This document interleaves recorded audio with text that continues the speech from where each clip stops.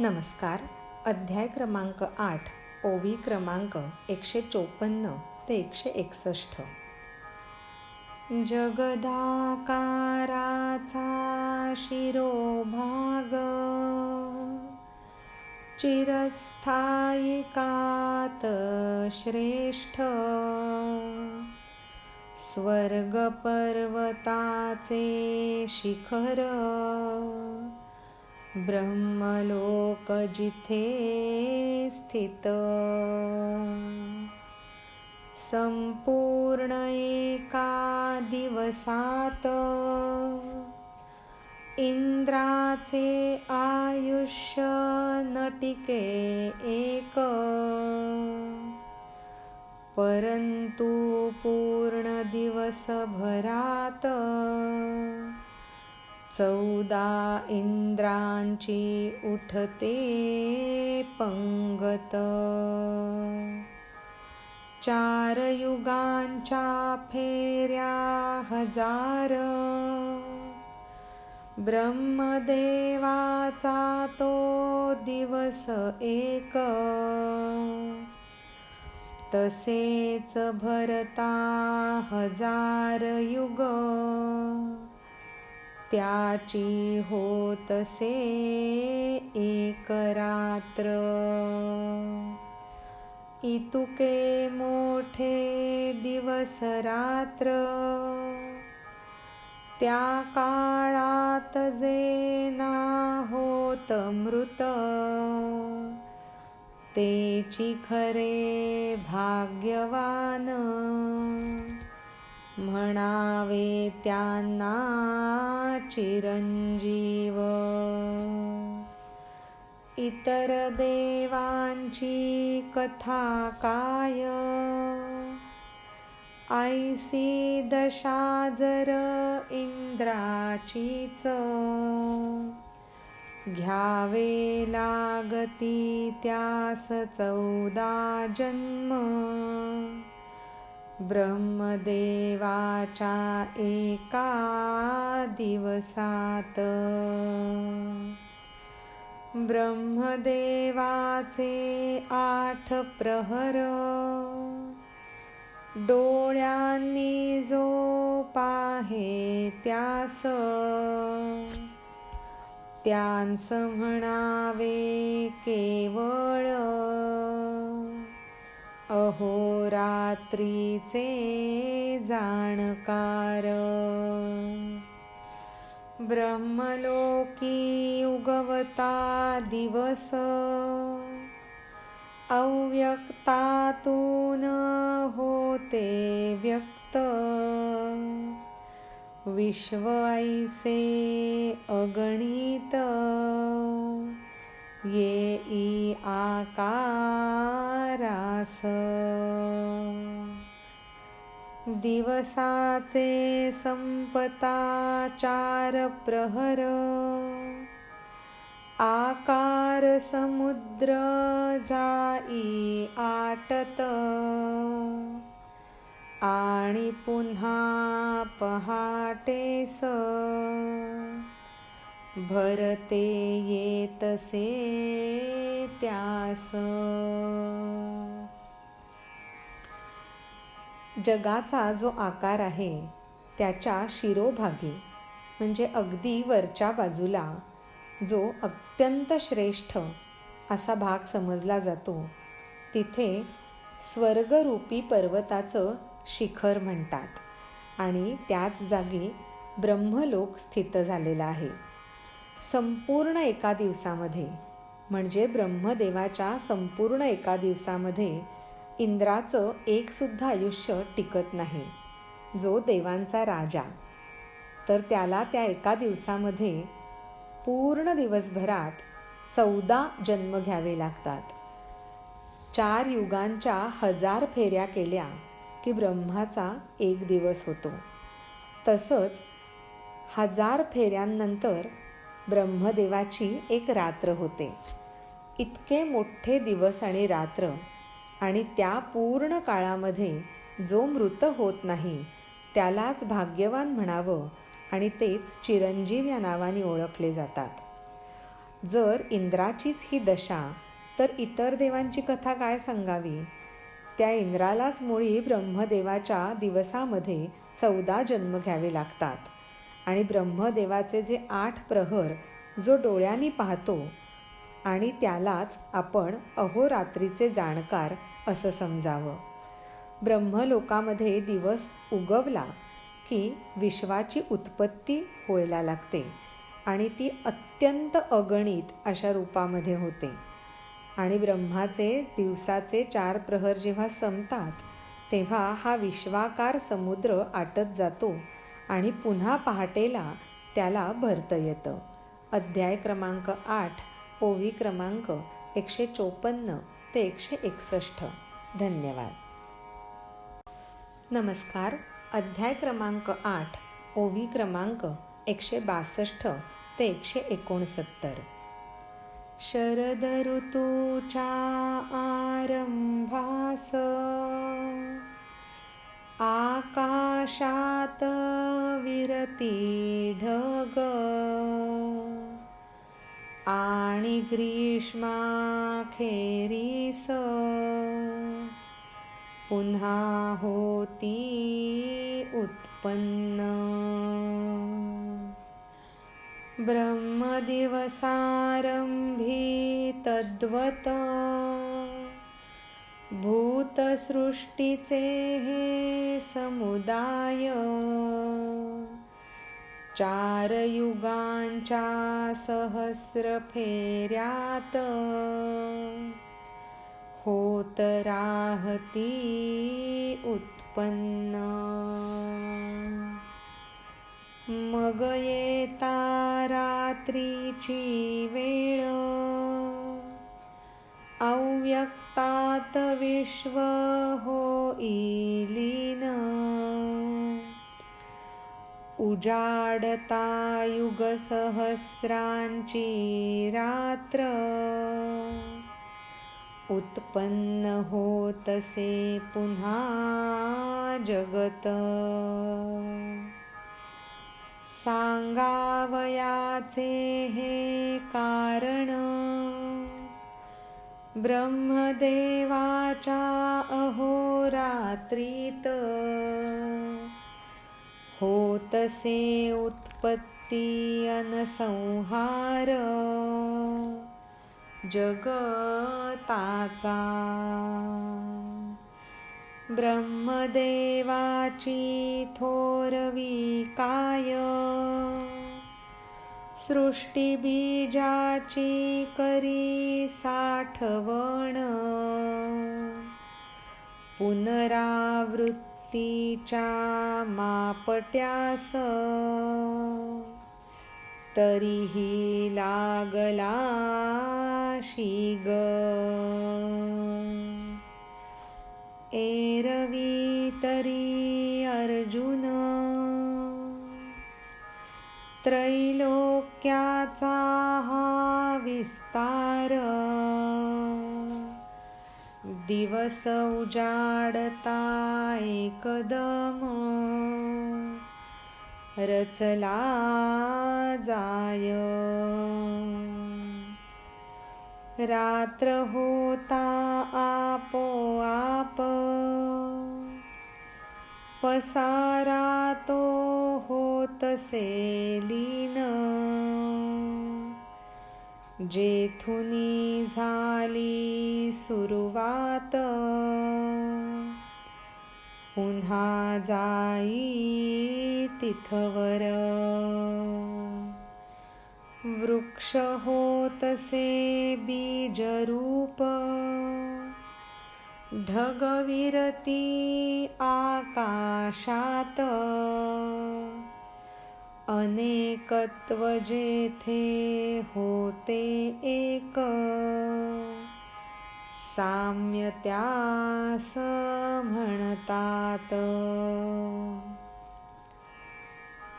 शरद ऋतूच्या सुरुवातीला जसे ढग आकाशामध्ये विरून जातात आणि ग्रीष्माच्या शेवटी पुन्हा उत्पन्न होतात, तसंच ब्रह्मदिवसाच्या आरंभाला ह्या भूतसृष्टीचे समुदाय 4 युगांच्या सहस्र फेऱ्यामध्ये उत्पन्न होत राहतात आणि जेव्हा ब्रह्मदेवाची रात्रीची वेळ येते तेव्हा हे सर्व विश्व अव्यक्तामध्ये लीन होऊन जातं. आणि ह्या सहस्र युगांच्या रात्रीनंतर जेव्हा पुन्हा सकाळ उत्पन्न होते तेव्हा हे जग पुन्हा उत्पन्न होतं. सांगायचं कारण म्हणजे ब्रह्मदेवाच्या अहोरात्रीमध्ये उत्पत्ती आणि संहार हा ह्या जगामध्ये चालूच राहतो. ब्रह्मदेवाची थोरवी काय वर्णावी, तो सृष्टीच्या बीजाची साठवण करत असतो आणि पुनरावृत्तीला झपाट्याने सुरुवात करता करता त्या मापट्याला सतत त्या बीजांचा शीग लागलेलाच असतो. एरवी अरे अर्जुना, हा त्रैलोक्याचा जो विस्तार आहे तो दिवस जसा उजाडतो तसा रचला काय जातो आणि रात्र होता आपोआप हा पसारा लीन होऊन जेथून सुरुवात झाली पुन्हा तिथवर परत जातो. जसं की वृक्षांचं पुन्हा बीजरूप होतं. ढग पुन्हा आकाशात विरून जातात. अनेकत्व जिथे जिथे असतं ते पुन्हा एक होऊन जातं आणि त्यालाच साम्य असं म्हणावं. अध्याय क्रमांक 8, ओवी क्रमांक 162 ते 169. धन्यवाद. नमस्कार. अध्याय क्रमांक 8, ओवी क्रमांक 170 ते 176. साम्यावस्थेतमगतेथ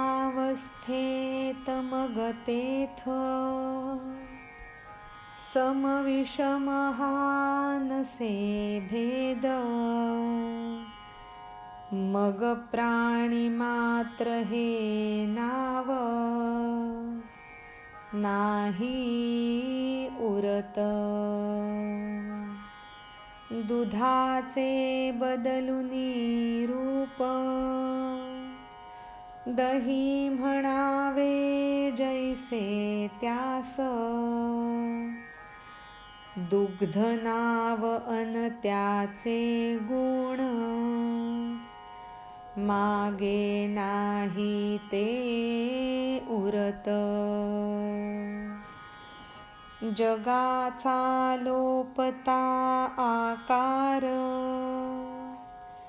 जगपण त्याचे जाई निघून.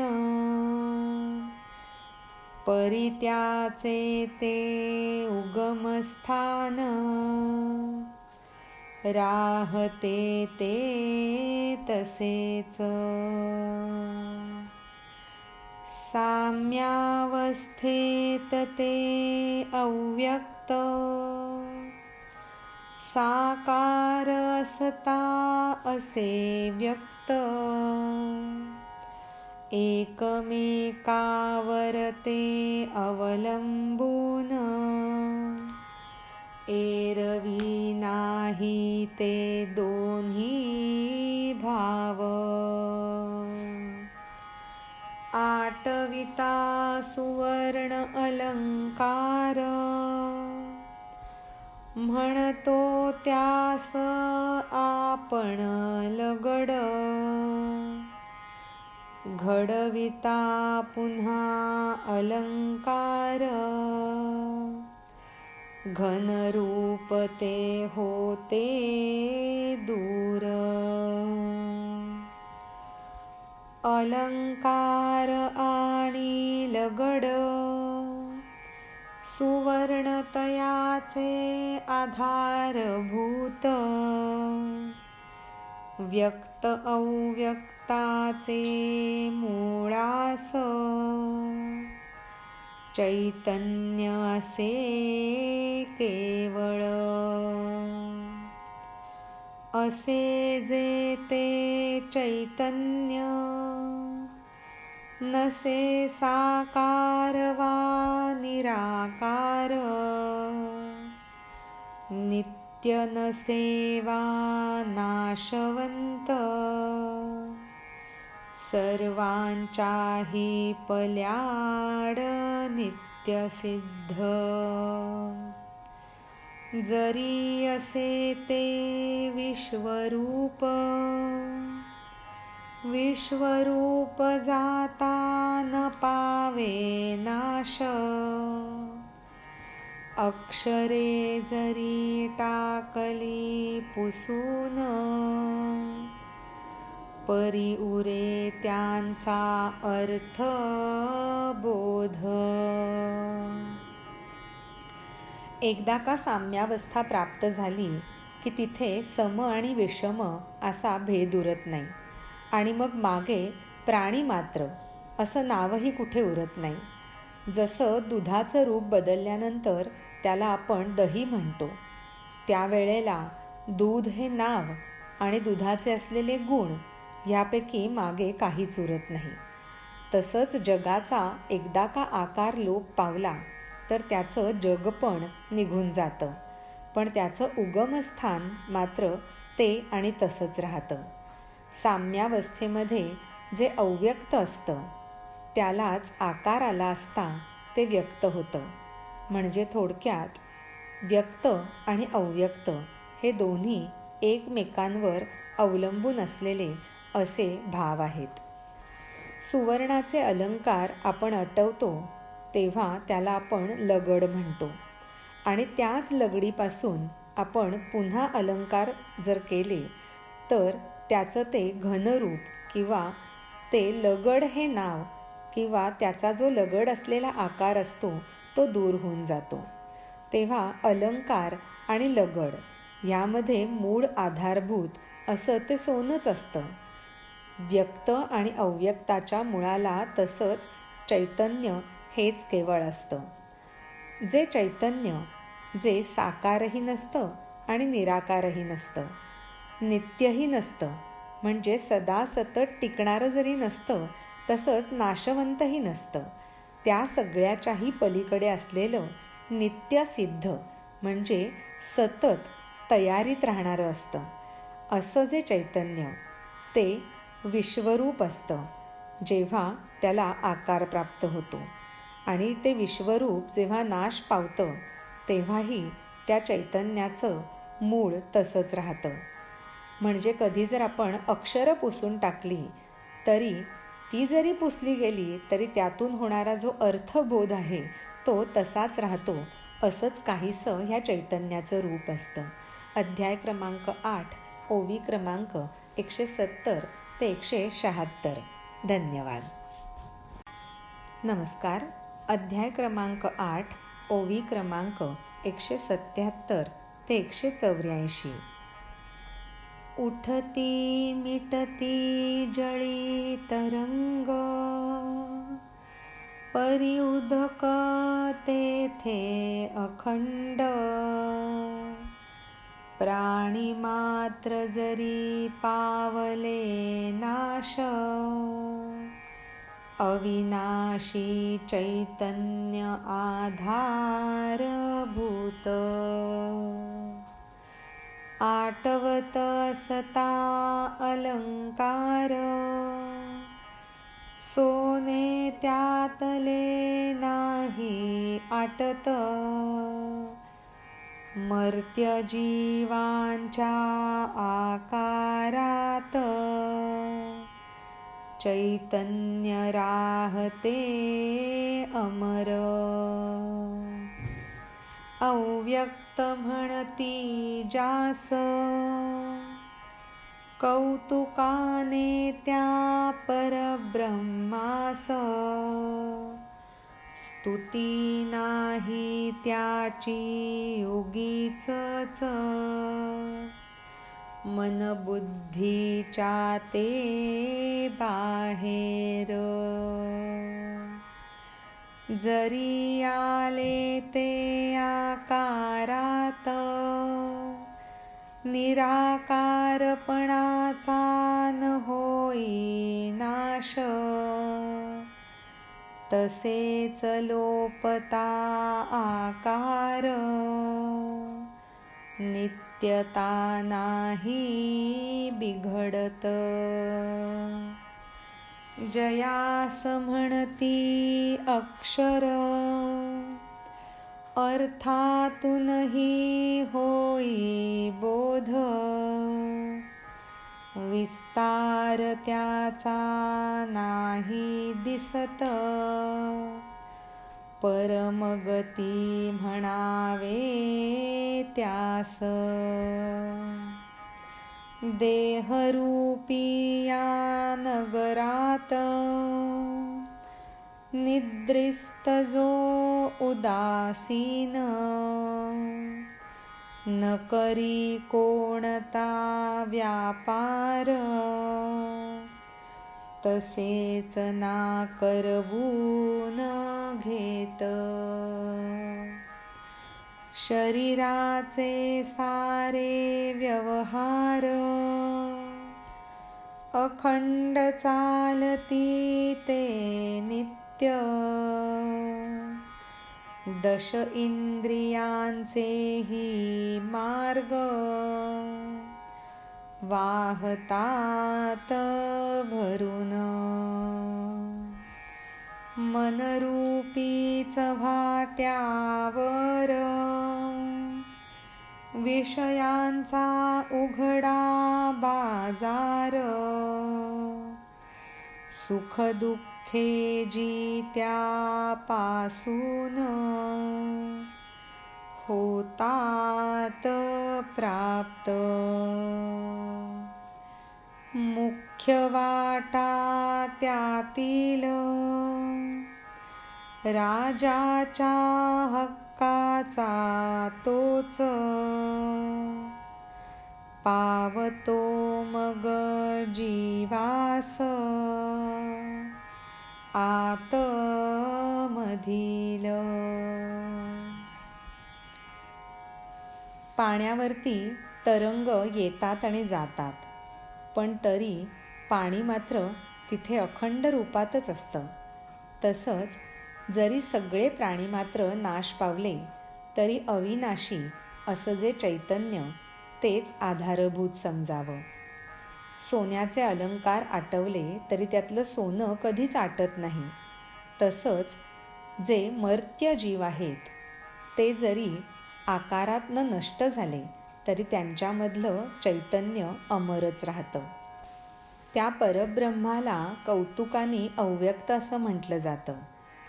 ती त्याची उगीचच स्तुती म्हणून नाही, तर खरोखरच ते मन आणि बुद्धीच्या बाहेरचं आहे.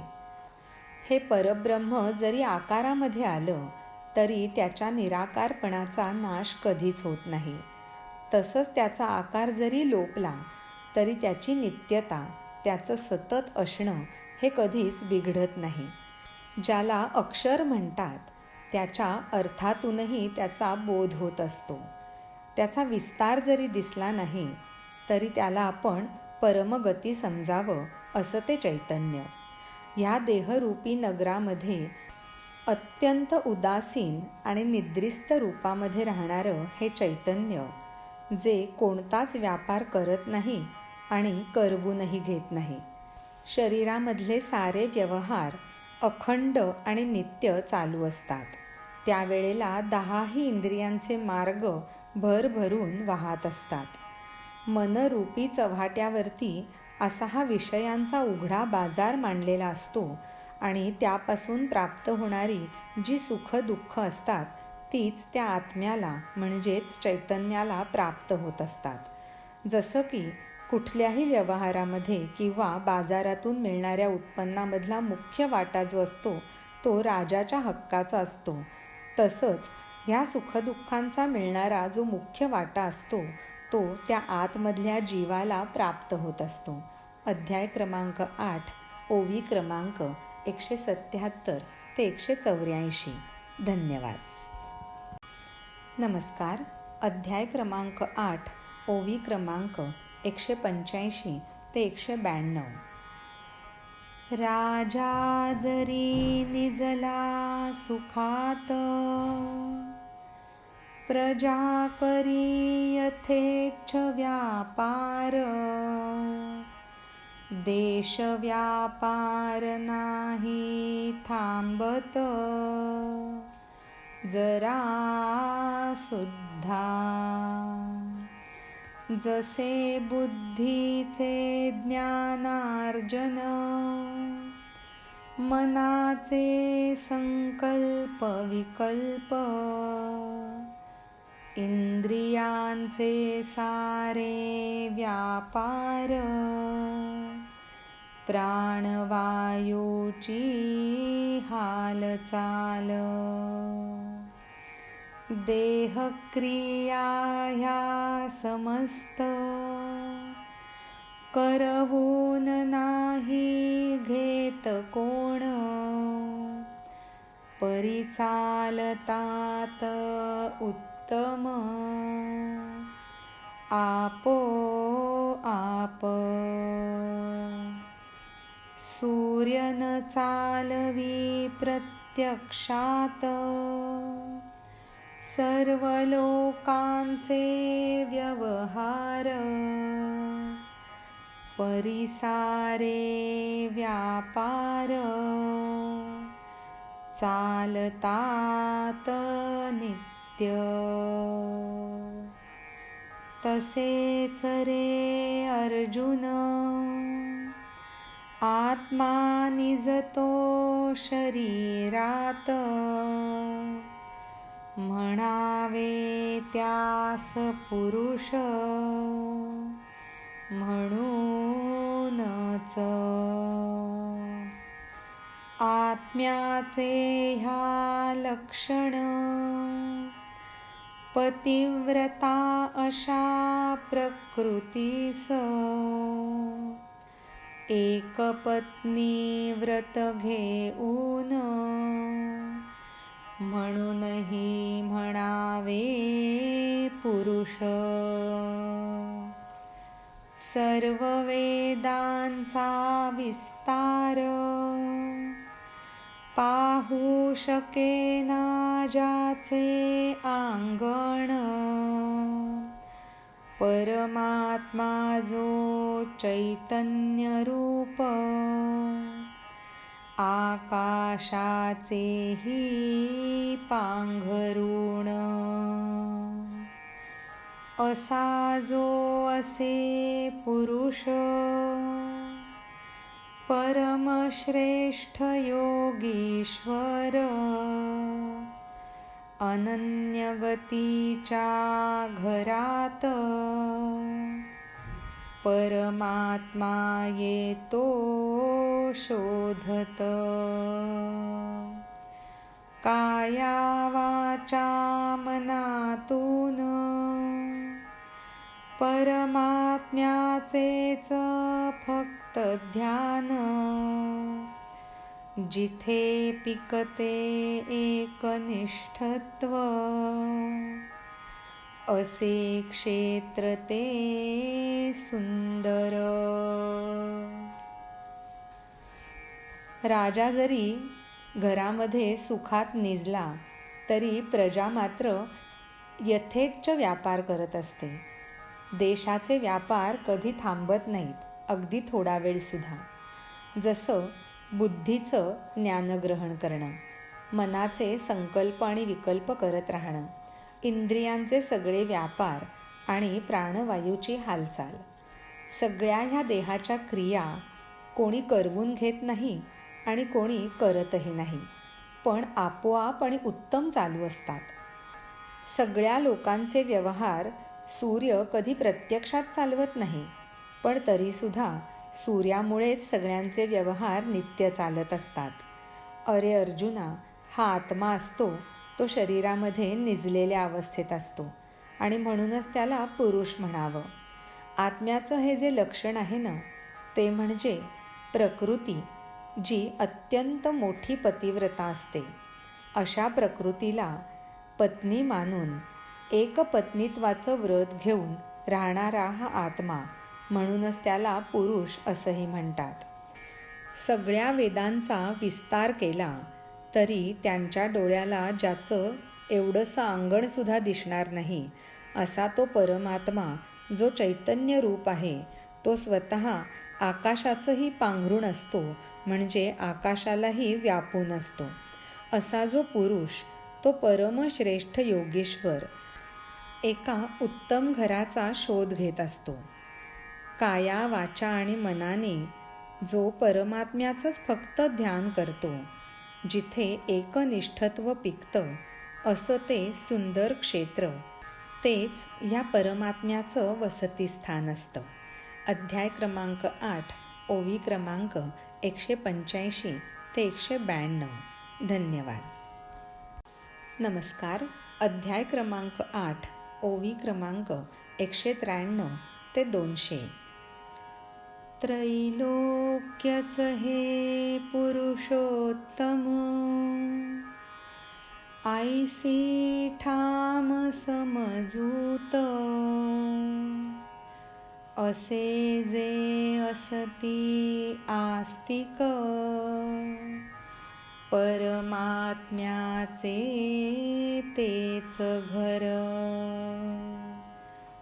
गर्वरहित जो पुरुष थोर, गुणातीत पुरुषांचे ज्ञान, सुखाची जेथ खाण, निरीच्छेच्या, संतोषी पुरुषा वाढले ताट, संसाराची न चिंता जास, अनाथांचा जो मायबाप, भक्तीची सरळ पकडे वाट. सांगू कशाला हा एक एक, व्यर्थ जाईल त्यात वेळ. कोठेही जाता आपण, आपणच होई ते ठिकाण. थंडीची वाहता झुळूक, उष्ण पाणी होई शीत. सूर्यासमोर येता अंधार, अंधार जाई प्रकाशून. तसेच हा संसार, परमात्म्याच्या जाई मुक्कामास. होतसे संपूर्ण सकल, दुःखशून्य मोक्षरूप. अग्नीत जाता इंधन, होऊन जाई अग्निरूप. करू पाहता ते विलग,